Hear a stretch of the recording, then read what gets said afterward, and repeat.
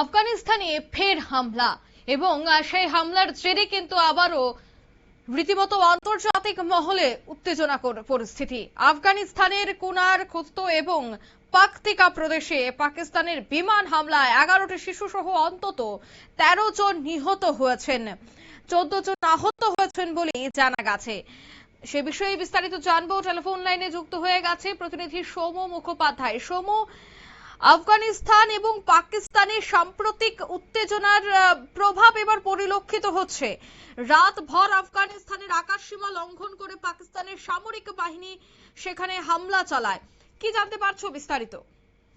দেখো, আফগানিস্তান সরকারের পক্ষ থেকে বুধবার দিন সকালে দাবি করা হয়েছে যে মঙ্গলবার রাতভর আফগানিস্তানের জনবসতিপূর্ণ এলাকায় পাকিস্তান তাদের বিমান হামলা চালিয়েছে এবং তার ফলে এখনো পর্যন্ত 11 জন শিশু সহ মোট 13 জনের মৃত্যু হয়েছে বলেই জানা যাচ্ছে এবং জখম হয়েছে 14 জন।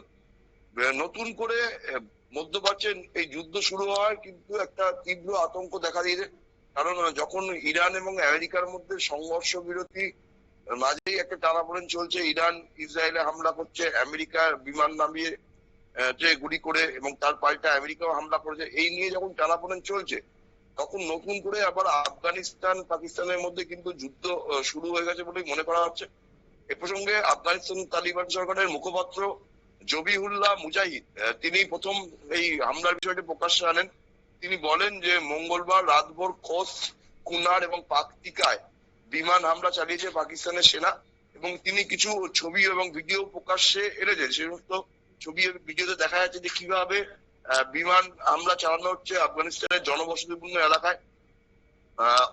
তালিবান সরকারের অভিযোগ যে রাতের অন্ধকারে মানুষ যখন ঘুমোচ্ছিল তখন কাপুরুষের মতো এই নৃশংস হামলা পাকিস্তানের সেনা চালিয়েছে। এর ফলে নিরীহ নাগরিকরা পালানোর কোনো সুযোগই পায়নি। মৃতদের মধ্যে 11 জন শিশু ছাড়াও একজন মহিলাও রয়েছে। তবে এখনো পর্যন্ত এই হামলার ব্যাপারে পাকিস্তান কোনো মুখ খোলেনি।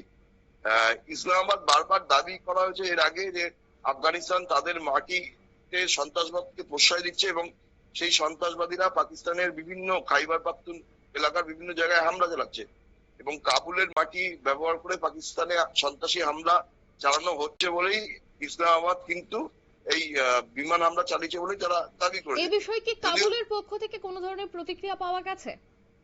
কাবুলের তরফ থেকে কিন্তু একটা ভয়ঙ্কর প্রত্যাঘাতের হুঁশিয়ারি দেওয়া হয়েছে। কাবুল পরিষ্কার বলেছে যে কিছুদিন আগেই কিন্তু পাকিস্তানের ভিডিও, সেনাদের পালানোর ভিডিও ভাইরাল হয়েছিল তালিবানের আক্রমণে।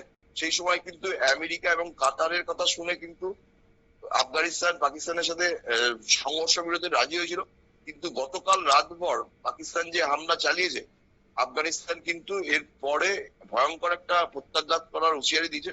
যে কোনো মুহূর্তে কিন্তু মনে করা হচ্ছে যে পাকিস্তান আফগানিস্তানের মধ্যে যে সংঘর্ষ বিরতি চলছিল, মূলত আমেরিকার উদ্যোগে যে সংঘর্ষ বিরতি হয়েছিল, সেটা যে কোনো মুহূর্তে ভেঙে যাবে এবং যে কোনো মুহূর্তে আফগানিস্তান কিন্তু পাকিস্তানের বিভিন্ন জায়গায়, বিশেষ করে লাহোর, রাওয়ালকোট, এই সমস্ত জায়গায় হামলা চালাতে পারে বলে আশঙ্কা করা হচ্ছে। উল্টো দিকে কিন্তু পাক অধিকৃত কাশ্মীরে নির্বাচনকে নিয়ে একটা উত্তেজনা রয়েছে, সেখানে অনেক লোকের মৃত্যু হয়েছে। নতুন করে যদি পাকিস্তান আফগানিস্তানের মধ্যে যুদ্ধ শুরু হয় তাহলে কিন্তু আবার পরিস্থিতি ভয়াবহ আকার ধারণ করবে বলে আশঙ্কা করা হচ্ছে। একদমই, ধন্যবাদ। অর্থাৎ জানা গেছে যে এবার কিন্তু আফগানিস্তানও জানিয়ে দিয়েছে যে প্রত্যাঘাত করতে তারা প্রস্তুত, যে কোনো সময় তারা প্রত্যাঘাত করতে পারে। তবে গতকাল আফগানিস্তানের আকাশসীমা লঙ্ঘন করে যেভাবে পাকিস্তানের সামরিক বাহিনী মূলত বেসামরিক বাড়ি ঘরকে লক্ষ্য করে বিমান হামলা চালায়, তাতে কিন্তু 13 জনের মৃত্যু হয়েছে, যার মধ্যে 11 জন শিশু, একজন নারী, একজন বৃদ্ধ রয়েছে বলে জানা গেছে এবং আহত হয়েছেন 14 জন। নিয়ে নিচ্ছি ছোট একটি বিজ্ঞাপন বিরতি, সঙ্গে থাকুন।